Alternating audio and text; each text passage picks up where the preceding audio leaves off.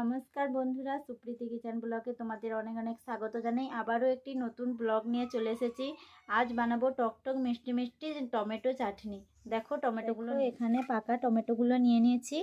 এবারে টমেটোগুলো প্রথমে আমি ধুয়ে নেব। টমেটোগুলো ভালো করে ধুয়ে নিয়েছি, এবারে কেটে নেব। টমেটোগুলো ভালো করে কেটে নিয়েছি ছোট ছোট করে। দেখো এবারে চাটনির জন্য মশলাগুলো লাগছে। চাটনির জন্য মশলাগুলো লাগছে 5 ফোড়ন, গোটা শুকনো লঙ্কা নিয়েছি, এখানে ক্যারি পাতা নিয়েছি, লবণ, চিনি, হলুদ গুঁড়ো, আর আমি রান্নার জন্য সরষে তেল নিয়েছি। এবারে কড়া বসিয়ে দিয়েছি। কড়া তেতে গেলে এবার তরকারি তুলে নেব। এর মধ্যে আমি সরষে তেল দিয়ে দিচ্ছি।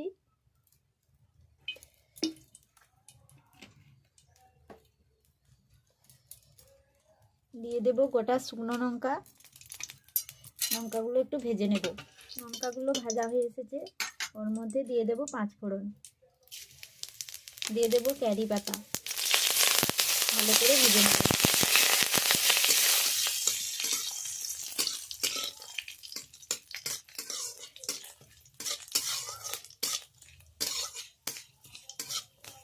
এবারে কেটে রাখা টমেটোগুলো দিয়ে দেব।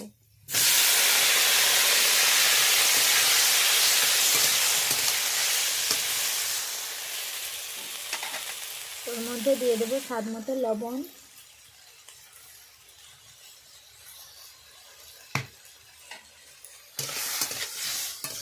লবণ দিয়ে দিয়েছি। এবারে কিছুক্ষণ ঢাকনা চাপিয়ে চাপিয়ে কষে নেব।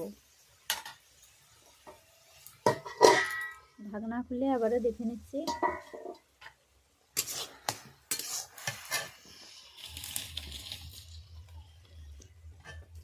দেখো বন্ধুরা, আমি টমেটোতে জল দিইনি। টমেটোগুলো কিভাবে গলে জল বেরিয়েছে দেখো।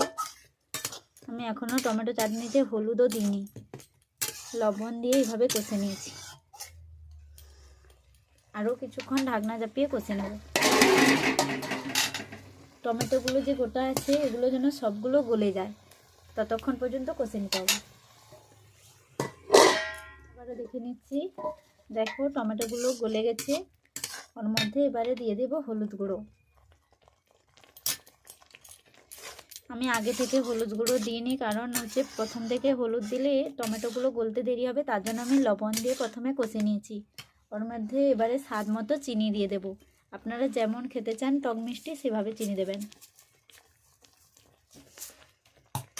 চিনি দিয়ে অল্প আঁচে কিছুক্ষণ কষে নিতে হবে।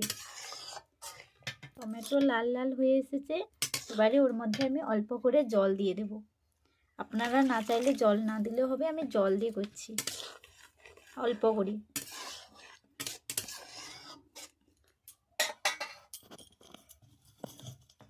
ফুটে গেলে আমি নামিয়ে চাটনি ফুটে এসেছে, আর একটু ঘন হয়ে গেলে আমি নামিয়ে নেব।